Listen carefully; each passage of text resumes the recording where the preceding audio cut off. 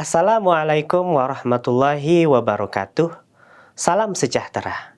Saya Habibur Rahman, dosen di Departemen Teknik Kimia Fakultas Teknik Universitas Indonesia, akan menjelaskan sedikit mengenai mesin molekuler. Sesuai dengan namanya, mesin molekuler adalah mesin berukuran kecil, nanometer, yang terbuat dari satu atau beberapa molekul. Mobil nano dan truk nano adalah contoh dari mesin molekuler. Ukuran mesin ini sangat kecil. Sebagai contoh, mobil nano itu berukuran 3 dikali 4 dikali 1 nanometer kubik, atau sama dengan 12 nanometer kubik, atau sama dengan 12 dikali 10 pangkat min 27 meter kubik. Sementara, volume kendaraan mobil yang kita gunakan sebagai alat transportasi adalah sebesar 15 meter kubik. Jadi, di dalam kendaraan mobil kita bisa memasukkan lebih dari 1 miliar atau 1 kali 10 pangkat 27 mobil nano ke dalamnya. Mobil dan truk nano ini tidak berbahan bakar bensin atau biodiesel karena memang ukuran molekul bensin atau biodiesel tersebut hampir menyerupai ukuran mobil nano, sehingga bahan bakar tersebut tidak bisa disimpan dalam mobil. Mesin molekuler ini dia bergerak dengan pemberian pemicu dari luar seperti pengontrolan kadar keasaman, pengaplikasian panas, atau pemberian cahaya. Pemicu cahaya dalam hal ini lebih unggul karena cahaya menawarkan kemudahan pada pengendalian pergerakan mesin molekuler tersebut. Ketika yang diinginkan adalah mobil maju, maka cahaya kita sinari ke mobil tersebut. Atau ketika kita ingin mengerem perjalanan mobil tersebut, maka otomatis kita cukup menghentikan pemberian cahaya. Mesin molekuler kini masih dalam tahap pengembangan. Jalan mobil nano tersebut masih belum begitu lurus. Mekanisme untuk belok kanan, untuk belok kiri, atau mekanisme untuk bergerak mundur itu masih perlu dikembangkan dengan secara terkontrol. Namun demikian, potensi mesin molekuler ini telah diakui oleh dunia.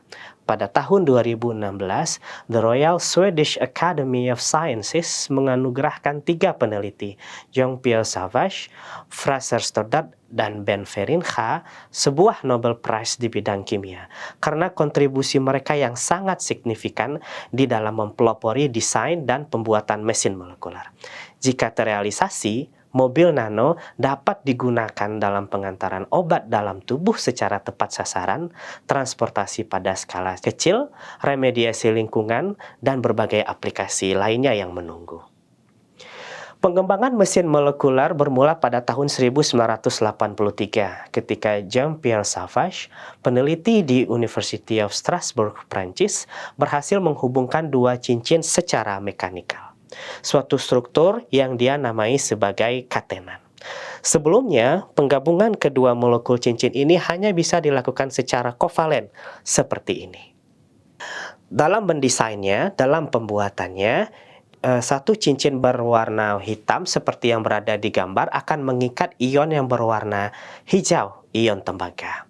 Ion tersebut akan menarik 2 buah bentuk setengah cincin berwarna merah sehingga cincin berwarna merah itu tersambung dan terikat secara mekanikal ke cincin yang berwarna hitam. Kemudian tentu ion tembaga ini yang membantu bisa kita singkirkan. Karena satu cincin dapat bergerak secara independen satu terhadap yang lain, maka otomatis katenan ini memenuhi fungsi sebagai mesin. Dan ini adalah mesin molekuler pertama yang diciptakan oleh manusia. Selanjutnya, 8 tahun kemudian, atau pada tahun 1991, Fraser Stoddart, peneliti yang saat itu berafiliasi di University of Birmingham, United Kingdom, menggabungkan cincin ke gandar molekuler, suatu struktur yang ia namai rotaxane atau molecular shuttle. Cincin tersebut pada awalnya terbuka, kemudian ditutup, digabungkan secara mekanikal kepada suatu gandar. Ia kemudian mendemonstrasikan bahwasanya cincin dapat bergerak sepanjang gandar dengan pemberian panas. Prinsip kerja rotaxane ini dapat diaplikasikan sebagai contoh untuk pembuatan lift molekuler yang bisa bergerak 0,7 nanometer ke atas maupun ke bawah sesuai dengan kadar keasaman sistem. Peneliti lain yaitu David Leigh di University of Manchester secara aktif mengembangkan struktur katenan ini dan rotexane dengan pengontrolan kadar keasaman. Pada tahun 1999, Ben Feringa, peneliti di University of Groningen, Belanda, mengembangkan motor molekular yang dapat berputar secara searah dan kontinu selama diberikan stimulasi cahaya. Motor molekular ini sangat kuat dan ia dapat memutar material 10.000 kali lipat lebih berat dari berat motor tersebut.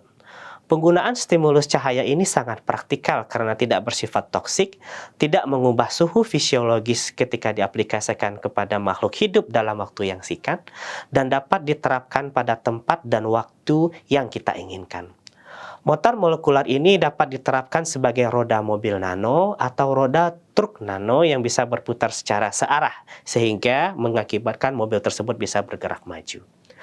Ben Feringa juga salah satu pelopor saklar molekular, suatu molekul yang dapat memiliki dua keadaan atau struktur, keadaan on maupun keadaan off.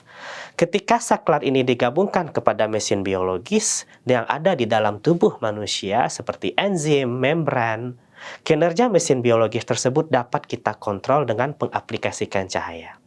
Saklar molekular yang respons terhadap cahaya ini dikenal dengan nama molecular photoswitches. Kita bisa dengan secara sengaja memberhentikan sementara kerja enzim yang awalnya berfungsi secara terus-menerus di dalam tubuh manusia. Kita juga bisa secara sengaja memberhentikan proses transport ion yang melalui membran di dalam tubuh kita. Dan kita juga bisa sampai memprogram suatu protein yang ketika disinari dengan cahaya pada panjang gelombang tertentu, protein tersebut dapat melepaskan obat di tempat dan waktu yang kita inginkan. Masih banyak sekali aplikasi baru yang terpikirkan dan hanya bisa dilakukan dengan penambahan saklar molekular tersebut ke dalam sistem. Bidang ilmu fotofarmakologi adalah bidang ilmu baru yang lahir dari pengaplikasian molecular photoswitches dalam dunia medis. Sekian penjelasan mengenai mesin molekuler. Terima kasih.